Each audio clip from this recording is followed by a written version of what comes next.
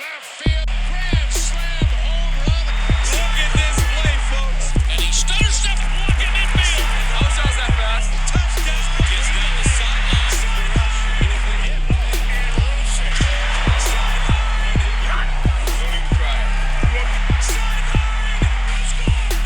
Touchdown. Hits it off on the slide. Touchdown. He scores. And we're back. Another great episode of Sideline Sports coming straight to you. We're going to cross over and send us to Modern Day Warrior also because we're going to talk about the UFC coming up tomorrow, which is big. This is Friday about noon. Yep, exactly noon on the dot. And we're going to talk about the Super Bowl, where I was wrong, and UFC. This episode, Sideline Sports, coming to you. Football's coming up. Where I was right, where I was wrong. 49ers didn't quite make it. Had a few mistakes there. I think the problem was the coaches start to know each other pretty well. And you're going to see when I talk about the Super Bowl why it really matters. Those coaches grew up together. They talk together. They probably even have vacations together. They scheme together. When they come up with an idea, unfortunately, they probably tell each other about the ideas. So the 49ers had their number. I think it was like 6 in a row. To win 7 in a row is pretty hard. How's my eyebrows looking good? And so that's the big thing when it comes to any kind of sports. It's all about any given Sunday. You keep trying over and over again, and eventually you're going to get opportunity. They say if somebody fights 99 times, someone's going to win 1 out of 100, and hey, that was that one. We lost. And we might be moving on from Garoppolo. Next step, bring us, who are we talking about? Tom Brady, not happening. Aaron Rodgers, possibly. Deshaun Watson, is he going to come out of the woodwork? I don't know. He's got a lot of trouble. California going to deal with all that cancel culture bullcrap. I think California's going to lead the future, going to be an amazing spot, speaking of. But it doesn't matter. Football this weekend, Rams, Bengals. Who do I have? I'm going to tell you. It's pretty easy. If you look over the season, both these quarterbacks are pretty much almost identical. I believe that Matt Stafford has more touchdowns, but also more interceptions. If you compare them side by side, what is it? 41 touchdowns, 17 interceptions for Matt Stafford, 34 for 14 for Joey Burrows.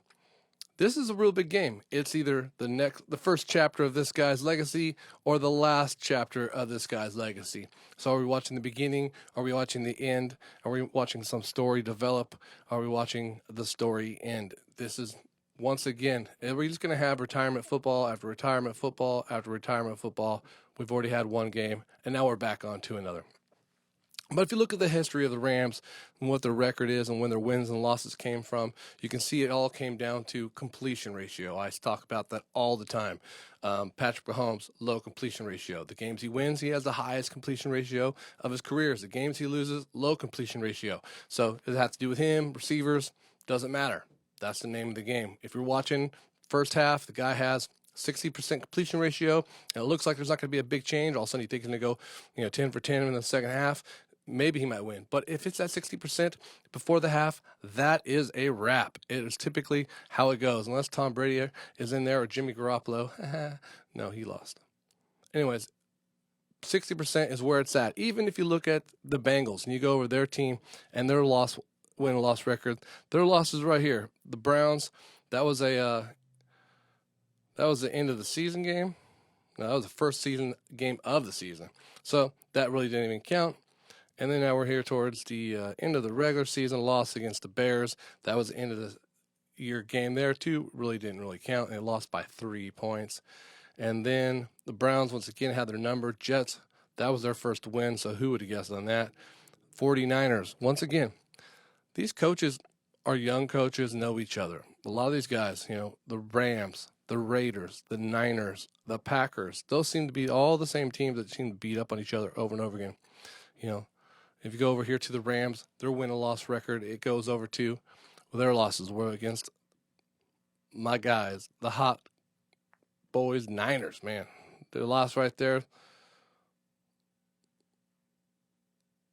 with the Packers, the Niners, and the Titans. What do all those teams have in common? Run, run, run. So that's what you see you got to do against these guys to win the game is run the ball. If you want to beat the Rams, run the ball. because they have Aaron Donald back there, and if you're going to try to sit there and throw the ball, it's really going to hurt you.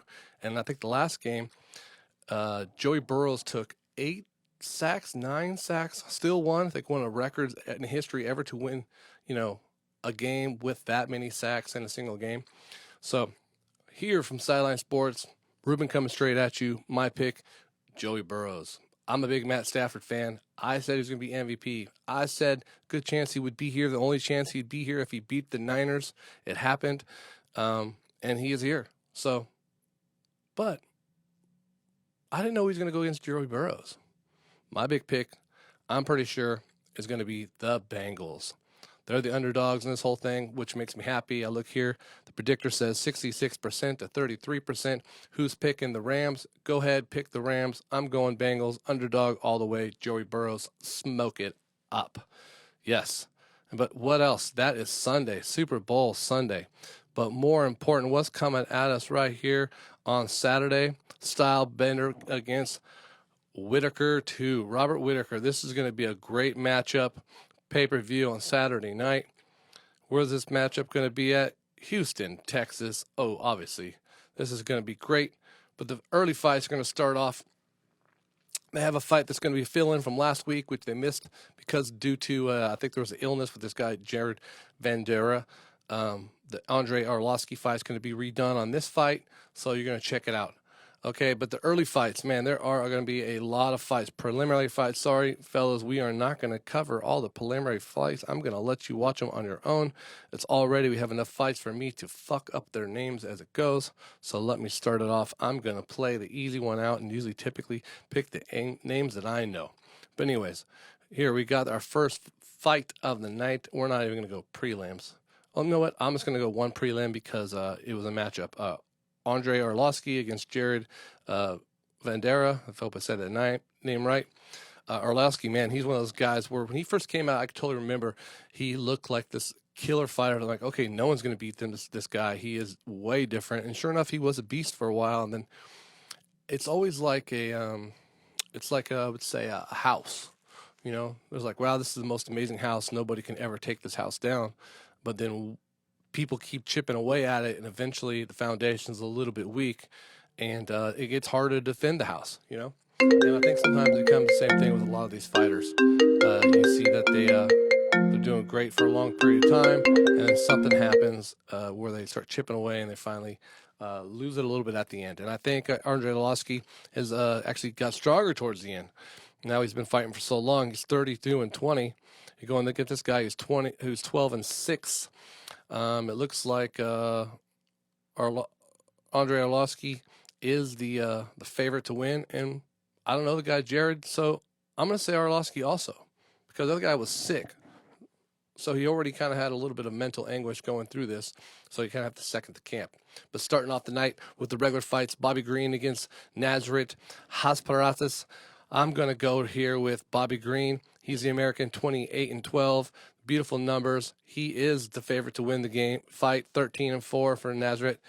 And then we're going to go right on to the second fight. Alexander Hernandez versus Ranto Montecino.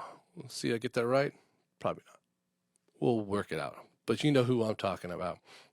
The Brazilian is the favorite to win against Alexander, 13-4 and 15-4. They're pretty much evenly matched there. Let's look at their 72 inches in reach, 5'9", 5'11", 55 pounds each. Those guys are pretty, a little bit shorter, but probably just really good shape. And let's see here. We'll look at age. Do they have the age here? I don't see their age. That's okay. It doesn't matter. But I'm going to go after, looks like this guy Alexander might be a little bit younger, maybe because less tattoos. But I'm going to go with the Brazilian on this one. I'm going to say the Brazilian is going to take out Alexander, and he happens to be the favorite. So I'm going favorite to favorite on this one. And then Jared Cannonier, Jared Cannonier against Derrick Brunson. Here's going to be a great fight. Derrick Brunson, a beast. Jared, a beast. These guys are coming in 5'11", 186 pounds middleweight. These guys are just about my height, but like their probably shoulders are another foot wider than mine. A reach of 77 inches. I wonder what my reach is. I'm gonna see what my reach is right there. See if I can reach out there and, be like, man, you are like. So I find out your reach is 32 inches. Oh man, you know. So, anyways, 185 pounds. It looks like right here that we have Derrick Brunson is the underdog. And I like both these fighters. I'm gonna go with Derrick Brunson though, 23-7. Jared's 14-5. He's 106. He's a favorite to win with 160 over 135. So there's your payday. But really, there's two fights everybody wants to do, right? They want to see the Shuey and Derrick Lewis, right? 26-8, Derrick Lewis. Man, this is going to be the great one. I mean, everybody's watching this fight. We're excited. All these fights are great. 6'3", 265. So this is an inch taller than me, and then these guys weigh a good 30 or 40 pounds more than me. These guys are big. 69 and 65 inch reach. This is pretty aggressive. Both these guys are heavy hitters. I would want to see Derrick Lewis getting knocked out or a big punch. I don't want to see either of these guys getting knocked out and get a big punch. It's I believe it's the Hawaiian versus the American. Tiavusa. Beautiful to see a Shuey. He's a great person. Derrick, both these guys are great, man. I hope both these guys like punch each other, and as soon as they hit each other, gold pops out, and then aliens come down and say these guys are no longer going to fight. We're saving the world. They're two massive individuals, and they're going to be leaders in different areas. You know what I mean? Like, I hate to see these guys knock each other out, beat each other up. At 265, man. I'm a big fan of Derrick Lewis. This is going to be Shuey's opportunity. He's going to either win this one and I guess he's going to take a shot for the championship after this, or Derrick Lewis is going to come back and try to take another shot. But Derrick Lewis is the underdog. Okay, then that settles it. If you know anything about me, I'm going Derrick Lewis. Hell yeah. So Derrick Lewis over Shuey on this one, and now we're going to the main event, middleweights. I didn't know Stylebender was 6'4". That is quite a bit taller than me. 185, man, a little bit taller than me, and in great shape. And then Robert Whitaker is 6 foot tall, 186. Both of them, well, man, see that's once again 6'4" gives you an 80-inch reach over the 73-inch reach. That's what happened last time we saw these fights. We're like, oh no, what's going to happen to Robert Whitaker? He's strong. Stylebender, is he weak? Is he skinny? But he's like elusive. He's like secret. You think that because he's so lean and tall that he's not strong, but he's way stronger. And with the reach, he fucked Robert Whitaker up. So this is going to be a great fight here. Also, Stylebender is by far at 21-1, the favorite to win this. I'm never going to get Stylebender. I'm 100% support of this guy. Not only does Stylebender win and then talk shit, but then he's very honorable, and then he's very introspective. He tries to maybe tries too hard to be so in depth in his conversations, but great guy. I'm glad he's there. And Robert Whitaker, unfortunately, man, this here's number 3 on this. There's going to be a number 2, and it's not going to be you. And you're going to be number 3. Really big fan of Robert Whitaker. He has a great family. He has a great story too. But sometimes you're just born in the time of Michael Jordan. Sorry, Charles Barkley. That's the way it works out. You're born, Wayne Gretzky's there, you're never going to get the scoring champion. You thought you were this great, awesome scorer. You're Mark Messier, the best guy ever, but unfortunately, there's also Wayne Gretzky. That's like the way it works out, So, on me, I'm going Stylebender.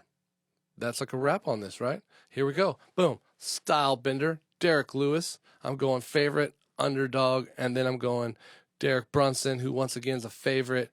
I'm going once again the Brazilian, who's the underdog, and Bobby Green, 2 underdogs. And I'm going to go Orlowski on this too because he's the underdog, and that's what my picks are. What else I need to talk about here? I know there's some big news that just came out. I recognize, in case you guys aren't deep in this, we're not that much deep in this, so I want to make sure I cover this. Trades. Oh, yes. Boom. Are the Arizona Cardinals going to get rid of their quarterback? I don't know if you saw this, but he went and he changed his all the stuff on his Instagram. He deleted every single post he made except for him talking to one person, Kyler Murray, and then Kyler Murray, yeah, his social media, boom. He wiped everything clear except for 2 pictures.